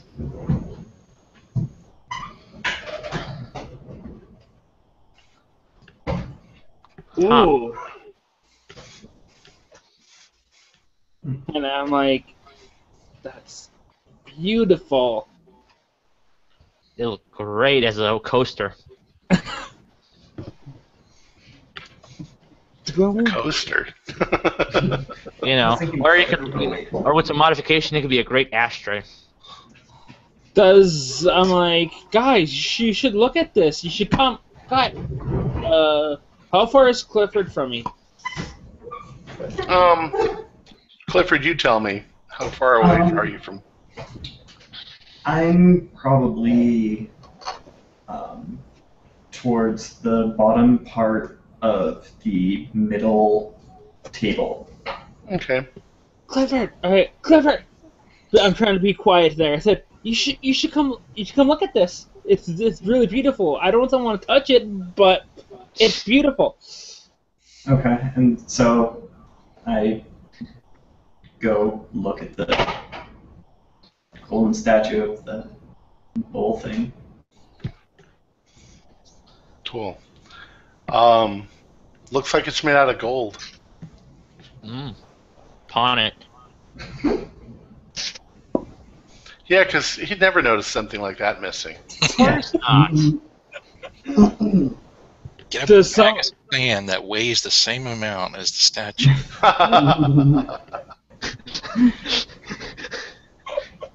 I'm afraid that if I do grab it, there's something bad's gonna happen. But Do it. Take it and smash it. do you want to grab it? I feel like if we picked it up and looked at it, he would notice that it's not in the same position. Okay, I want to just see something here. Can I do a spot hidden to see if there's any kind of like traps or anything like a pressure plate, and if I do pick it up, that it's a landmine. It seems to have a little base on it, and it's just sitting on a pedestal. Doesn't look like there's anything unusual about it. Except that it looks rather unusual. Yeah, it does. The one thing that you do notice is let's see. Yes, those are its balls. I was gonna say anything, but if you brought it up, then you know. It's dirty.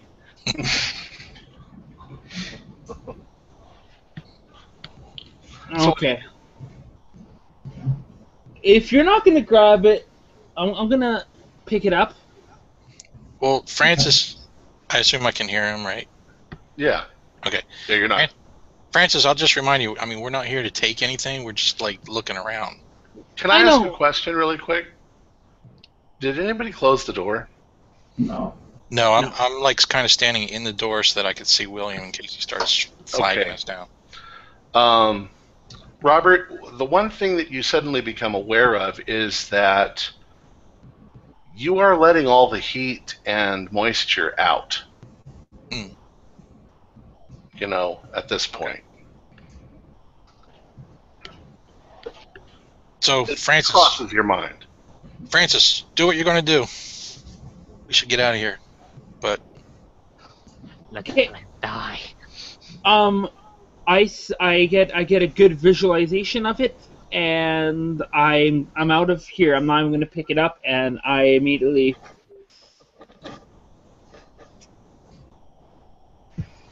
get out of here. You're gonna walk. Okay. And there's nothing distressing. It's just hot and very steamy in here. Does any character wear glasses? I think I do. Just give me. Your picture says you Yes, do. I do. I do. Yep. If you wear glasses, then your glasses are steaming up. It's hard to, you have to keep taking them off and wiping them because My humidity's glasses. probably about 80%. What happened to my glasses? Yeah. So, anything else from anybody? Somebody took samples of soil? That would be me. Okay. Anything else? No. Just a casual glance around? No. I go out and I'm like, we should do some research about this and find out what exactly, if it's a Hindu god or anything like that. Wait. Francis has moved away and gone out. Is anybody still in the greenhouse? No. All right. I want. Who's the last person to leave the greenhouse? That I left like right away. So as soon as I see it, I look at it closely to get a good like visual. Right, I understand that, but and then Yeah, and I had left once I had looked at the. Well, I guess. Okay. Clifford.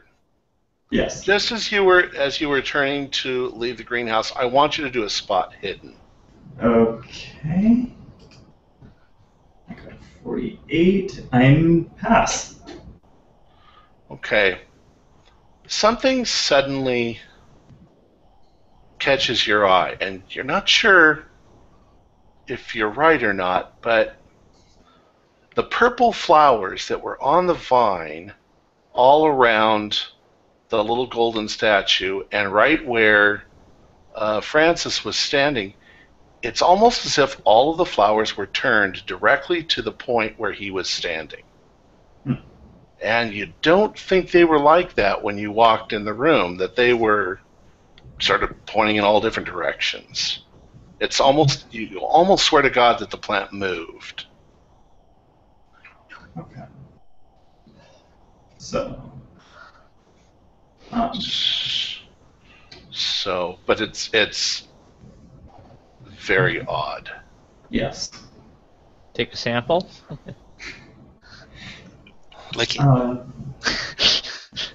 I'm just gonna leave and bring it up with the guys when we are off of the property. Okay. So you leave. You lock up the greenhouse. Yep. Okay. What's your next move? Actually, I only have 3 minutes. Okay,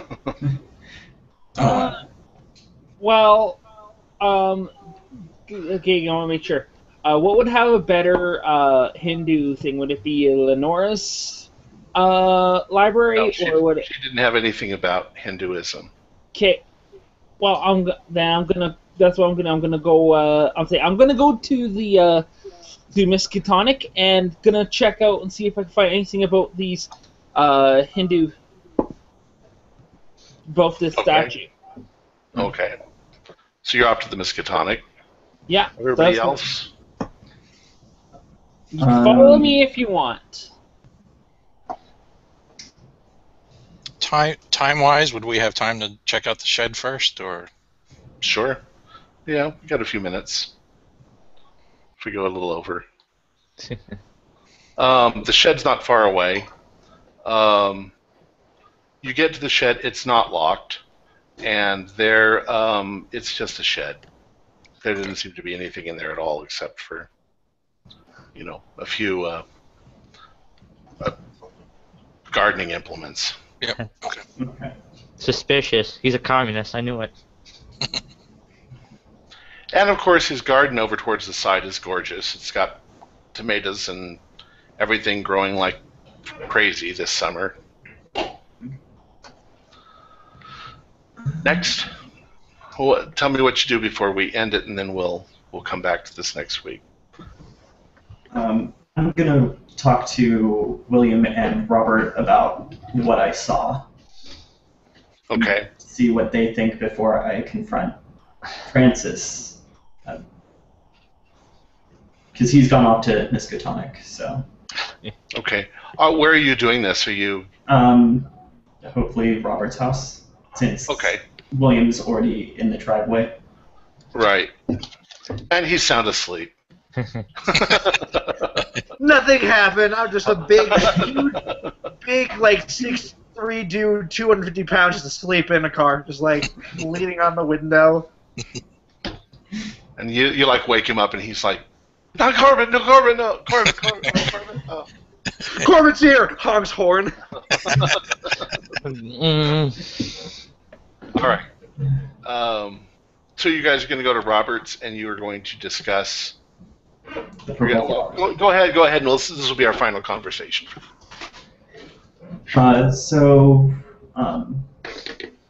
In the greenhouse, after we were leaving, I swear to God, I saw that the purple flowers were pointed to where Francis had been standing, and I'm pretty sure that they hadn't been when we went in, when we first entered. Well, are you sure? Like that's a like I don't want to say that you're seeing things here, Clifford, but are you absolutely sure that that's what you saw? Yeah, they were definitely not pointed towards Francis when we had entered. It was only after he had been standing near this golden statue that it looked like they were facing him. Well, we got plants that face, people looking at idols in the greenhouse, Tomaszowski's weird syringe drugs in Gregory. Something really unnatural is happening. I think that we need to get everybody together and talk about this, and we need to plan something. Yeah, and I got some soil samples to see if there's anything weird with this soil that he's using to grow these weird purple plants. yeah, maybe we could have the Miskatonic University guy. I think his name was Neil. Yeah. If he's already doing the drug, then maybe he can tell us about this. I don't think we told you the name. We told you we were doing the test, but not the name. Oh, right, sorry. Yeah. We'll figure it said out. that you filled him in. Yeah. We'll figure it out. All right, so is that where we want to leave it? Yeah, that's good. All right. Not a big cliffhanger, but No, but I think next week will probably be our last episode. Oh, okay. Maybe. We'll see how you guys do. You guys are really, really good at the details. So, and there's definitely some stuff that could lead you on a longer road than I think that you're going to go on. But Hey, you're the GM. You direct us.